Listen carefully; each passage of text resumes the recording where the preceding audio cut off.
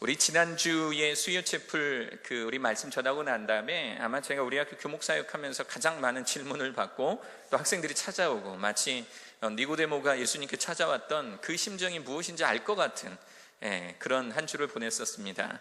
구원에 대해서 정의를 내렸었고 또 복음에 대해서 정의를 내렸었습니다. 우리 구원에 대한 정의, 우리 지난주에 우리 말씀 시간에 배웠던 내용인데요, 다시 한번 큰 목소리로 다시 한번 읽어보겠습니다. 자, 구원에 대한 정의입니다. 자, 준비 시작. 하나님께서 예수님의 삶과 죽음과 부활을 통해 인간을 죄와 사망으로부터 해방시켜 주신 행위, 이건 완성형이라 그랬어요. 이미 완성되어 있는 이야기입니다. 그런데 이것이 내 것이 되려면, 그래서 제가 우리 식당에서 밥 먹는 예화를 잠깐 들려줬었죠.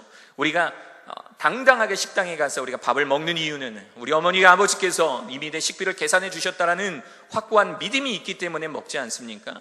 바로 이 완성형, 이미 완성된 것이 내 것이 되게 하는 게 있어요. 그것이 뭐냐면 바로 복음이라고 했습니다. 복음에 대한 정의, 우리 같이 한번 읽어봅니다. 준비 시작. 예수님께서 십자가에 못 박혀 죽으심으로 온 인류의 죄를 속량하셨다. 예수님께서 십자가에 못 박혀 돌아가신 것이 도대체 나랑 무슨 상관일까? 예수님께서 십자가에 못 박혀 돌아가신 것이 2000년 전에 일어난 것이 도대체 나에게 어떤 상관일까? 혹시 그런 의문 안 가져보셨습니까? 구약시대의 제사는 조금 끔찍했습니다. 흠없고 어린 순양을 제사장에게 가져다가 이 양의 손과 발을 묶습니다. 그리고 이 양을 죽여서 그 피를 제단에 뿌리고 또 이 짐승을 불에 태우는 것으로 구약시대의 제사를 드렸었죠. 이때 필요한 것이 바로 흠없고 깨끗한 숫양이었습니다. 그리고 중요한 것이 이 순양을 죽일 때 가장 중요한 것은 내 죄가 이 양에게 옮겨갔습니다. 내 죄가 이 양에게 옮겨갔으므로 이 양이 죽으면 내 죄도 죽고 또 이 죄로 인하여서 죽을 나도 함께 죽는 것입니다 라고 하니 동화가 필요한 거예요. 동화. 이 양이 곧 나고 내가 곧 이 양이다. 이 동화의 과정이 필요한 거예요. 그리고 드디어 하나님께서 엄청난 사랑의 고백을 우리에게 하십니다. 그것은 바로 십자가에 못 박혀 피 흘려 돌아가시게 하셨던 바로 그 예수 그리스도 십자가의 사건이었죠. 예수님께서 십자가에 못 박혀 돌아가신 이유는 간단합니다. 구약시대에 사람들이 그 흠없고 어린 그 순양을 죽임으로 말미암아 내 죄가 없어졌다면, 이제는 저 십자가에 못 박힌 예수 그리스도를 믿음으로 말미암아 내 죄는 없어졌다. 저 예수 그리스도가, 예수님께서 내 죄를 모두 가져가셨고, 그리고 예수 그리스도가 내 죄를 위하여 십자가에 모두 못 박혀 돌아가심으로 내 죄는 없어졌다라고 하는 이제 신약 시대의 동화가 우리에게 필요하다는 사실입니다. 여러분, 이 사실을 믿으면 구원이 우리에게 있고, 그렇지 않으면 구원이 우리에게 없는 것. 얼마나 간단한 진리입니까? 얼마나 간단한 진리. 그런데 이 간단한 진리가 믿어지지 않고 받아들여지지 않는다면 여러분, 바닥을 치고 금식하고 옷을 찢어가며 기도해야 될 때입니다. 여러분들이 우리 학교에 있는 이유, 아니 인생을 살아가면서 가장 큰 의미를 찾아야 되는 것은 바로 저 구원의 문제입니다. 지금 당장 내일 모레 8학년들이 미국에 가는 거 이제 조금 있으면 미국 땅에서 한번 날아보자. 그것보다 더 중요한 것이 저 구원에 대한 문제입니다. 당장 내 눈앞에 놓여있는 대학 진학의 문제, 그것보다도 더 중요한 것, 가장 중요한 것이 바로 이 구원의 문제입니다. 저 구원의 문제를 해결받기 위한 것이 여러분들 우리 학교에 있는 이유이며, 저 구원에 대하여, 복음 선포에 대하여, 복음에 대하여 날마다 부담감을 가지고 학생들에게 전해야 되는 그 사명이 오늘 이 자리에 앉아있는 우리 사랑하는 모든 교직원, 강단에 서서 학생들에게 전하나 아니면 뒤에서 선생님들을 도우며 열심히 학교의 행정일을 하는 모든 교직원들의 가장 큰 마음속의 사명은 무엇이냐면, 첫째는 내가 하나님 앞에서 바로 선 크리스찬이 되는 것이 중요하고, 그리고 무엇보다 이 자리에 앉아있는 우리 사랑하는 학생들이 참다운 크리스찬으로 자라가는 것, 이것이 우리들의 가장 큰 사명임을 믿습니다. 할렐루야. 우리 선생님들만, 우리 교직원들만 대답할까요? 이것이 우리의 가장 큰 사명임을 믿습니다. 할렐루야. 아멘. 아멘입니다. 만약에 이 구원의 문제가 우리들에게서 해결되지 않는다면 정말 여러분 금식하셔야 돼요. 땅을 치며 옷을 찢으며 기도해야 합니다. 하나님, 그 구원이 내게 믿어지지 않는데 그 믿음 내게도 주시옵소서. 그 믿음 내게도 주시옵소서.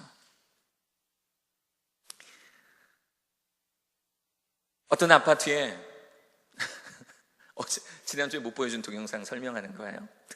드디어 준비해 왔어요.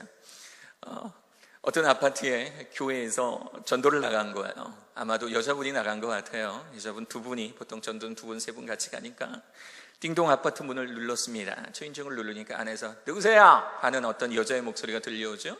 그리고 교회에서 왔습니다. 예수 그리스도의 복음 전하러 왔습니다. 그랬더니 저 교회 안 다녀요. 안 다니니까 전하러 왔죠. 그렇죠? 아주 당연한 거. 복음을 전했어요. 복음을 전하니까 당연히 이런 종류의 아주머니는 그냥 띡띡거리죠. 가세요! 가라고요! 마마 이랬나 봐요. 그러니까 이 복음 전하시는 분들의 필살의 무기가 있습니다. 그것은 뭐냐면 당신은 죄인입니다. 아주머니는 죄인이에요. 라는 이 한마디에 이 여자분이, 이 집안에 있던 여자분이 정신이 돌아간 것 같아요. 오명철 전사님 말씀을 빌자면 마귀가 들린 거예요. 이제 사탄이 들려버린 거예요. 한번 그 영상을 보겠습니다. 우리 욕이 너무 많아서 편집을 좀 많이 했습니다. 5분 동안 욕이 나오는데 편집하니까 한 2, 30초밖에 안 되네요. 그러니까 나머지가 4분 30초가 다 욕인데 그거 다 잘랐습니다. 여러분들이라면 이 여인에게 어떤 말을 해주시겠습니까? 우리 영상 잠시 볼게요.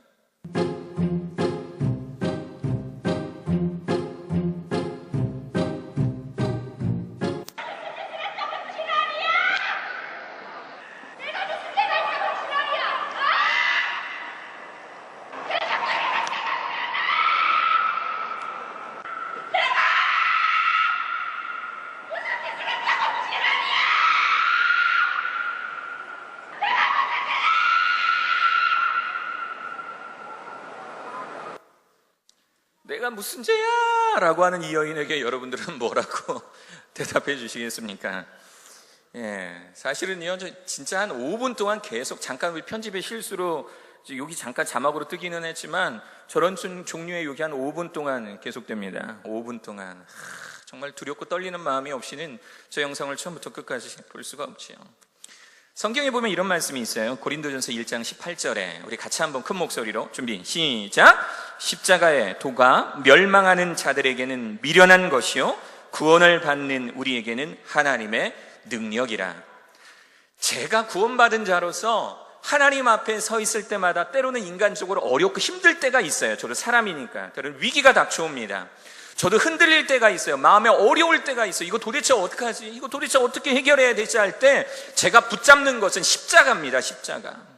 교회에 나와서 기도할 때 더 은혜가 되고 더 힘이 되는 것은 뭐냐면 기도 중간에 어렴풋이 눈을 떴을 때 교회 앞에 정면에 보이는 그 십자가, 그 십자가를 바라볼 때마다 나의 죄를 위하여 십자가에 못 박혀 돌아가신 그 예수님께 생각나고 그 예수 그리스도로 구원받은 내 인생, 그래서 하나님의 자녀로서 살아가는 내 인생에 뭐가 고칠 게 있냐라는 거예요. 뭐가 고칠 게 있어요? 뭐가. 그러니까 어려움이 와도 고난이 와도 심지어 운명이라고 사람들이 이야기해도 운명아 와봐라 내가 니까지 운명, 내가 예수 그리스도의 보혈로 이겨낸다. 이것이 십자가의 능력입니다. 구원받은 자들에게는 십자가가 분명히 능력이지만 말씀을 보세요. 십자가의 도가 멸망하는 자들에게는 미련한 것이요. 미련한 것이요. 미련한 것이요. 그게 뭐? 십자가가 뭐? 예수 그리스도고 예수라고 하는 사람이 십자가에 못 박혀 돌아가셨다라는 게 뭐? 아무렇지도 않은 거예요. 그거 붙잡고 있는 크리스찬들이 정말 개독교로 보이는 거야. 그게 뭐라고? 그게 뭐라고? 멸망하는 자들에게는. 그래서 제가 정말 어쩔 때는요, 가끔 예배 시간에, 우리 새벽 예배 때는 제가 좀 이렇게 이해가 가요. 새벽 예배 때 얼마나 힘들겠어요. 저도 피곤한데, 저도 막 잠이 오는데. 그런데 이 공예배 시간에, 우리 낮에 드리는 예배 시간에 조는 학생들이 있으면 그런 마음이 들어요. 어떤 마음이 드냐면 혹시 이 아이가 십자가를 미련한 것으로 생각하고 있는 것은 아닐까? 만약에 십자가가, 그 십자가의 의미가 무엇인지를 내게 직접적으로 와 닿는다면, 그렇다면 예배 시간을 줄 수 있을까라는 생각 참 많이 해봅니다. 사랑하는 여러분, 여러분들에게는 어떻습니까? 그 십자가가 여러분들에게는 어떤 의미입니까? 로마서, 오늘의 본문 말씀이에요. 로마서 10장 9절 같이 크게 읽습니다. 시작. 네가 만일 내 입으로 예수를 주로 시인하며 또 하나님께서 그를 죽은 자 가운데서 살리신 것을 내 마음에 믿으면 구원을 받으리라. 얼마나 간단한 진리입니까? 얼마나 간단해요. 예수님이 나의 주인이십니다. 입술로 시인하라는 거예요. 예수님이 나의 주인이십니다. 우리 따라해 볼까요? 시작. 예수님이 나의 주인이십니다. 다시 한번 큰 목소리로 시작. 예수님이 나의 주인이십니다 라고 고백하고 예수님의 죽음과 부활을 믿으면 구원을 얻는다. 얼마나 간단한 진리입니까? 이게 어려울까요? 예수님이 나의 주인이십니다라고 내 입술로 고백하고 그 십자가를 믿으면, 그 예수님께서 십자가에 못 박혀 죽으시고 부활하셨다라는 걸 내가 믿으면 그 구원이 내 거라는데, 이게 어려운가요? 이게 어려울까요? 10절 사람이, 같이 읽습니다. 시작. 사람이 마음으로 믿어 의에 이르고 입으로 시인하여 구원에 이르느니라. 입으로 시인하여, 입술로 고백하는 거예요. 입술로 고백하는 거. 갑돌이와 갑순이가 왜 헤어졌는지 알아요? 왜 그 사랑이 이루어지지 못했는지 아십니까? 사랑하는데 뭘 못했기 때문에요? 고백을 못했기 때문에요. 고백을 못했기 때문에. 2009년 6월 7일 아내에게 프로포즈한 날입니다. 그때 당시 그 학교도요, 연애가 금지된 학교였어요. 그런데 학생들을 동원해서 강당에 초를 깔았어요. 입구서부터 그냥 이렇게 들어오면 밋밋해서 강당 입구서부터 무대 앞까지 초를 한 몇백 개를 산 것 같아요. 정말 정말 지금 생각해도 그리고 연애가 금지된 학생들에게 나눠주고 예쁘게 깔아라 라고 지침을 내렸어요. 학생들이 정말 예쁘게 이렇게 S자 모양으로 딱 이렇게 깔고요, 맨 끝에는 하트로 이렇게 초를 이렇게 했어요. 그렇게 불을 피웠습니다. 이때가 주일이었는데요. 아내 이제 그때 여자친구죠. 친구에게 학교 좀 놀러 와봐. 저도 이제 학교 안 가도 되는데 그냥 학교에 뭐 행사 있다고 이제 좀 이렇게 둘러대고 아내를 불렀어요. 여자친구를 불러서 우리 강당에 한번 올라가 볼래? 그러면서 강당으로 이렇게 데리고 올라가면 한번 보여주시겠어요? 사진을 못 믿을 분들을 위해서 사진을 이렇게 저렇게 초를 깔고요. 저 가운데 서 있는 그 아름다운 선남선녀가 저와 제 아내고요. 그 주변에 축하해주는 친구들이 연애가 금지된 학생들입니다. 연애가 금지된 학생들이 축하해요, 뭐 이렇게 축하해요 전도사님, 결혼 뭐 하세요, 뭐 이렇게 뭐 박수를 쳤던 그런 현장입니다. 저 사진이, 또 이 예화가 혹시 여러분들 가슴속에 꼭꼭 눌러놓고 있는 그 연애 세포가 살아나는 그런 역사가 안 일어나기를 간절히 바랍니다. 만약 그 마음이 있다면 더 꾹꾹 눌러주세요. 잠시 더 눌렀다가, 오늘 말씀을 위해서 잠깐 필요해서 꺼낸 거니까 더 눌렀다가 졸업하시면 그때 고백하세요. 사랑 영원하세요. 무슨 얘기야. 자, 하여튼 사람이 사랑을 하면 고백이 중요하죠. 고백이 중요합니다. 입술을 열어서 말을 해야 내가 당신과 결혼하고 싶습니다 라고 말을 해야 그 사람이 내 마음을 알지요. 구원에 대한 설교 후에 찾아오는 학생들의 답답함에 공통점이 있어요. 그게 뭐냐면 이 학생들이 거의 모태신앙들입니다. 저도 모태신앙이라서 모태신앙 학생들 그 생리에 대해서 알아요. 이 모태신앙 학생들은요, 일단 어렸을 때 받았던 그 신앙이 있지만, 이 교리가 있지만, 근데 이것이 이성적이 되는 순간, 내 마음속에, 내 머릿속에 이성이라는 것이 찾아오는 순간 바닥을 치게 돼 있습니다. 혹시 내가 배웠던 거, 내가 지금까지 알고 있었던 게 가짜는 아닐까, 거짓은 아닐까, 기독교인들 어른들을 보니까 저렇게 내가 예수님을 잘 믿으면 저런 모양이 되는 거라면 실망스러운데 라는 여러 가지 등등의 이유로 인하여서 신앙이 바닥을 치게 되어 있습니다. 그리고 그 바닥에서 비로소 예수 그리스도를 인격적으로 체험하고 어렸을 때 가졌던 그 신앙이 비로소 내 것이 되는 그 과정이 분명히 필요해요. 그런데 그 과정 중에 학생들에게 어떤 고민들이 많이 있냐면, 자, 이제 그 예수 그리스도를 알겠어요. 예수 그리스도가 어떤 분인지를 알겠어요. 예수님이 내 십자가에 못 박혀 돌아가셨다는 걸 알겠어요. 그런데 입술로 고백이 나오지를 않는 거예요. 예수님이 나의 주인이십니다. 고백이 나오질 않는 거예요. 이유는 간단해요. 예수님이 나의 주인이십니다 라고 고백하고 난 그 다음에 따라올 일에 대한 부담감이 심히 엄청나거든요. 예수님이 나의 주인이십니다 라고 고백해버리면, 그러면 지금까지 내가 가졌던 모든 인간적인 욕심이라든가 인간적인 삶의 패턴이라든가 마음속에 품었던 생각이라든가, 심지어 나는 가끔씩 화가 나면 욕도 좀 해야 되는데, 이제 예수 그리스도를 나의 주인이십니다라고 고백해버리면 내가 나의 그 삶에 있어 엄청난 스트레스가 다가오는 것 아닐까? 내가 과연 구원받은 사람으로서의 정체성을 확실히 가지고 있는 것일까에 대한 마음속에 두려움이 엄청나게 찾아옵니다. 두려워하지 마세요. 여러분들의 삶을 변화시키고 여러분들의 삶에 축복을 주실 분은 하나님이십니다. 할렐루야. 이 시간 고백합니다. 예수님은 나의 주인이십니다. 다시 한번, 예수님은 나의 주인이십니다. 만약에 여러분들이 사랑합니다, 저와 결혼해 주시겠어요? 라고 프로포즈를 했다면 이제 결혼식이 필요한 거예요. 결혼식이 필요합니다. 그 결혼식이 뭐냐면 바로 침례, 세례, 또 입교식입니다. 나는 예수님을 믿습니다. 나는 예수님을 마음속으로 고백합니다. 예수님은 나의 주인이십니다. 내 삶은 십자가에 예수 그리스도와 함께 이제 죽었고, 또 이제 내 삶은 3일 만에 부활하신 예수 그리스도와 함께 이제 살아갈 것입니다 라고 고백하는 것. 마치 이 남자가 나의 신랑입니다. 내가 정말 이 머리가 팥불이 되도록 내가 이 남자만을 섬기겠습니다, 이 여자만을 섬기겠습니다 라고 고백하는 것이 결혼식이라면, 이제 예수님은 나의 주인이시고 예수님과 함께 살겠습니다 라고 고백하는 것이 바로 침례, 세례, 입교입니다. 원래 이 침례, 세례, 입교의 근원은 예수님께서 요단강에서 세례 요한, 또 침례 요한에게 그 침례를 받으셨던 그 모습에서 기인을 합니다. 사람이 물속에 들어가서 물속에 온몸을 잠그죠. 물속에서 1시간 이상 자유롭게 숨쉬면서 돌아다닐 사람은 아무도 없을 거예요.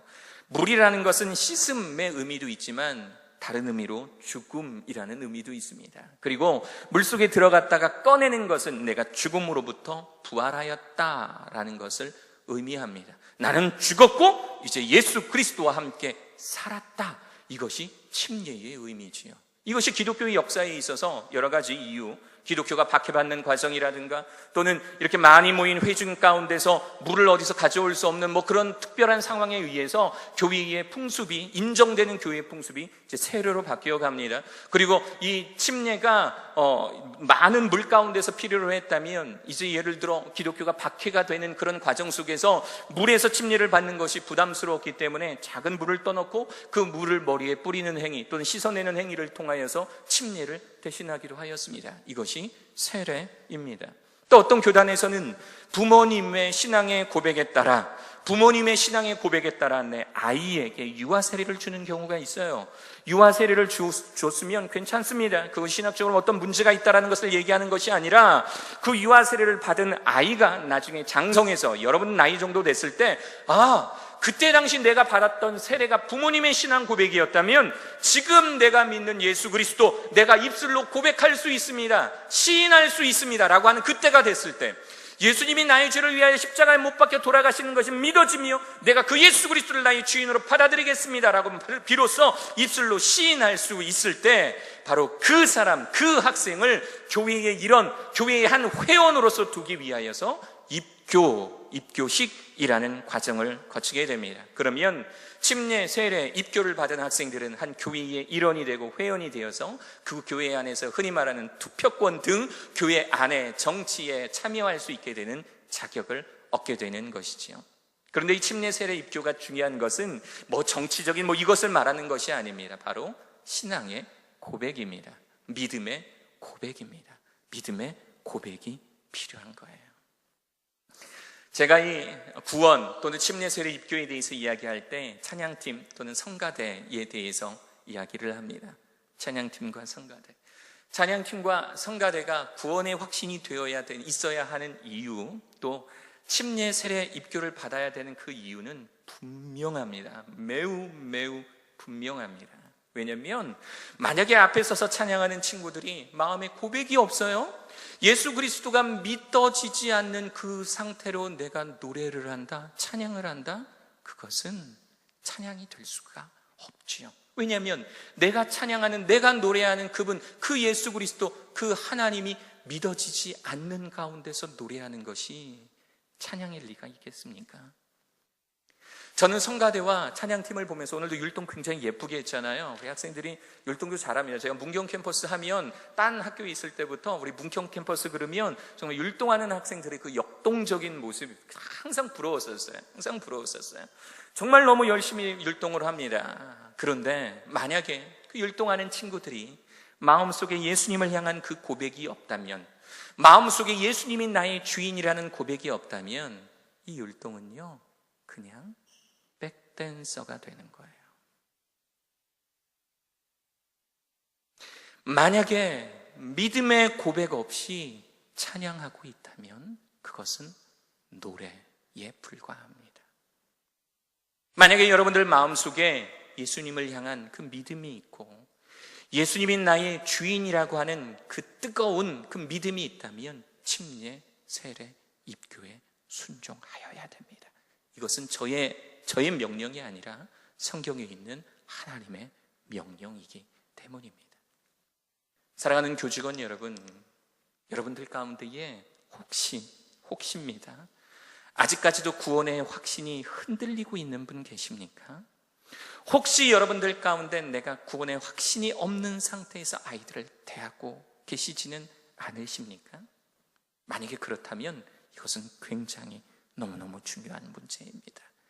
내가 수학을 가르치는 것, 내가 역사를 가르치는 것, 내가 중요한 행정을 하는 것, 이것보다 더 중요한 것은 우리 학교 안에서 내가 구원받은 자로서 살아가고 있는가가 매우 중요합니다. 매우 중요합니다.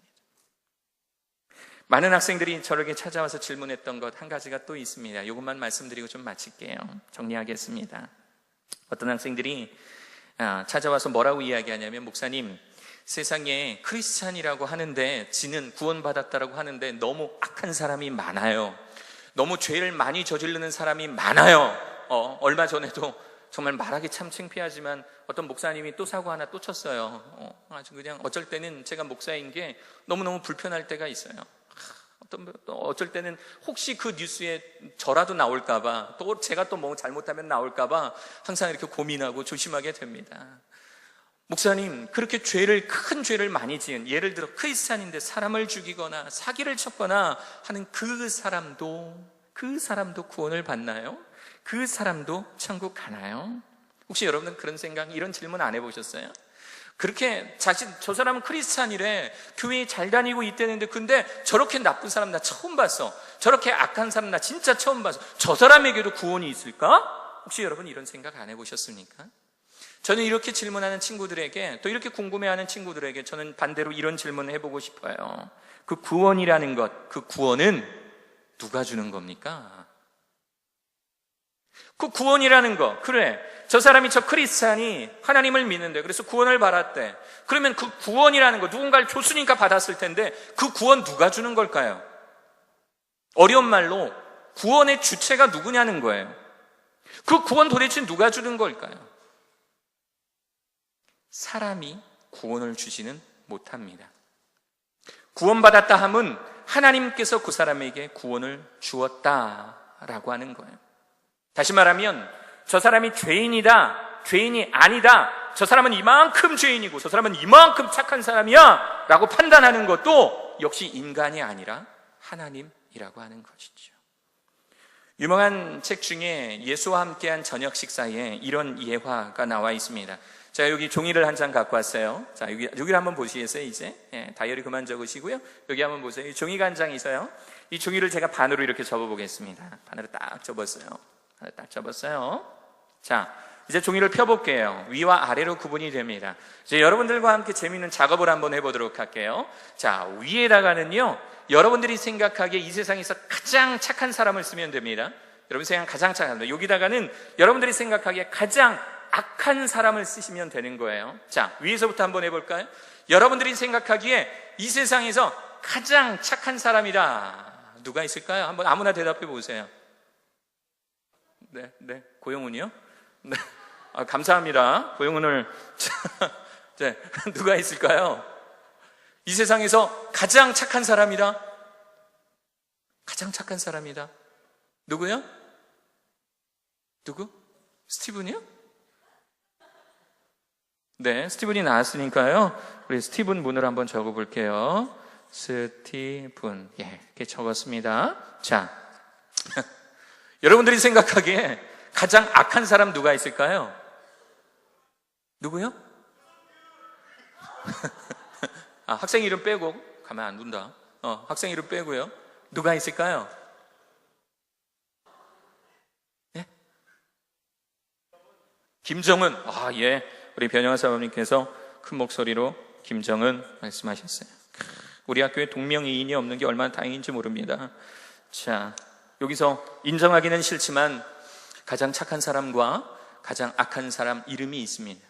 자, 위아래로 구분했기 때문에 너무 잘 보여요. 제가 이렇게 가까이서 보면은요, 스티븐! 그러면 제가 생각하기에도 착해요. 뭐 부탁을 하면 지금까지 뭐 싫어요, no! 뭐 이런 적이 한 번도 없어요. 다 yes sir, yes sir, yes sir! 뭐 그러면서 전우사님, 저 내일 어디 회의 중 가는데 12학년 수업 좀 부탁해요. 그래, yes sir! 그러면서 수업도 저보다 더 잘 인도해서 문제기는 한데 하여튼 너무너무 착한 우리 스티븐 전우사님이 있어요. 김정은을 볼 때마다 치가 떨려. 도대체 얘는 왜 이러는 거야? 도대체 얘는 왜 이러는 거야? 그냥 살도 그냥 이렇게 쪄가지고 그냥 욕심은 많아가지고 그냥 핵무기 만들려고 그러고 세계의 질서와 평화를 막 이렇게 어지럽게 할 수가 있어. 도대체 김정은을 바라보면 너무너무 답답합니다. 자, 우리가 말했던 가장 착한 사람과 가장 악한 사람이 있어요. 자, 이 자리 좀 가지고 오려고 그랬는데 프랑스 정부가 허락을 해주지를 않아서요. 그냥 사진으로만 잠깐 갖고 왔어요. 에펠탑을 한번 보여드릴게요. 자, 에펠탑이 저렇게 있습니다. 굉장히 크지요. 에펠탑, 파리 시내 전역에서는 다 보이는 곳입니다. 저 에펠탑의 맨 위를요, 맨 꼭대기를 구원이라고 볼게요. 그래서 천국이야. 구원받은 사람들이 가는 천국이라고 볼게요. 그리고 저 바닥은 구원받지 못한 거예요. 구원받지 못해서 저기는 지옥이라고 한번 보겠습니다. 엄청나게 큰 저 에펠탑에 이제 이 종이를 한번 갖다가 붙여볼게요. 여러분들 같으면 저 에펠탑 어디에 이 종이를 붙여놓겠습니까? 한참 위에다 붙여놓을까요? 스티븐은 인정하겠는데 김정은이 따라와요. 한참 내려볼까요? 김정은은 분명히 예수님 안 믿었으니까 얘는 분명히 지옥 갈 거야. 그런데 스티븐이 따라옵니다. 하나님 보시기엔 우리가 선하다, 우리가 악하다라고 말하는 모든 사람들은 다 죄인입니다. 우리가 인간적인 생각으로 이 사람은 착하니까 천국 갈 거야, 이 사람은 악하니까 지옥 갈 거야?